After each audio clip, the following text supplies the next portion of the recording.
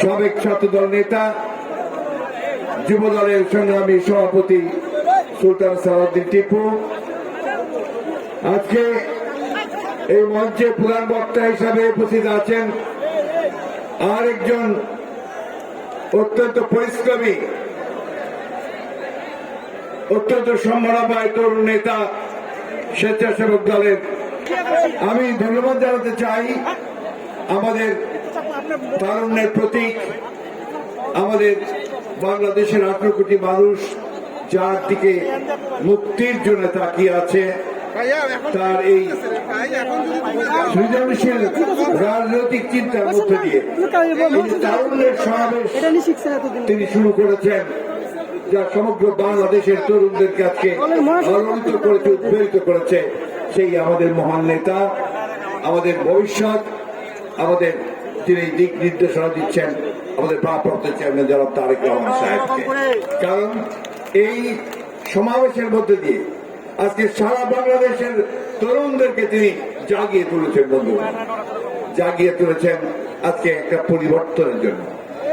আজকে এই সমাবেশে শ্রদ্ধাভরে স্মরণ করতে চাই আমাদের স্বাধীনতার ঘোষক, আমাদের বহুদলীয় গণতন্ত্রের প্রবক্তা, যিনি 1971 সালে শুধু স্বাধীনতা যুদ্ধ দিয়েই তার দায়িত্ব শেষ করেননি, তিনি যুদ্ধ 9 মাস যুদ্ধ করে স্বাধীন করেছেন। সেই নেতা আমাদের সেই স্বাধীনতা ঘোষক, আমাদের শহীদ প্রেসিডেন্ট, আমাদের বহুদলীয় গণতন্ত্রের উপকার শহীদ প্রেসিডেন্ট জিয়াউর রহমান।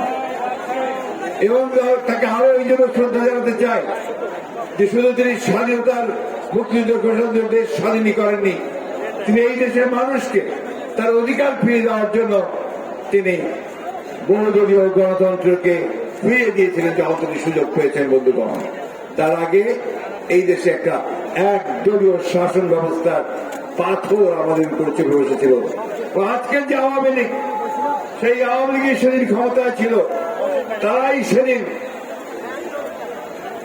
ব্যর্থ হয়ে রাষ্ট্র পরিচালনায় ব্যর্থ হয়ে তারা একদলীয় শাসনতা বাকশাল প্রতিষ্ঠা করেছিল। বন্ধুগণ, আজকে শ্রদ্ধা জানাতে চাই আমাদের সেই মহীয়সী নেতৃত্বে, যিনি আজকে শুধু গণতন্ত্রের জন্য সংগ্রাম করতে করতে এখনো তিনি গৃহে অন্তরীণ হয়ে আছেন, বন্দী হয়ে আছেন। বন্ধুগণ, তার সারাটা জীবন তিনি লড়াই করেছেন, সংগ্রাম করেছেন এই গণতন্ত্রকে মুক্ত করবার জন্য।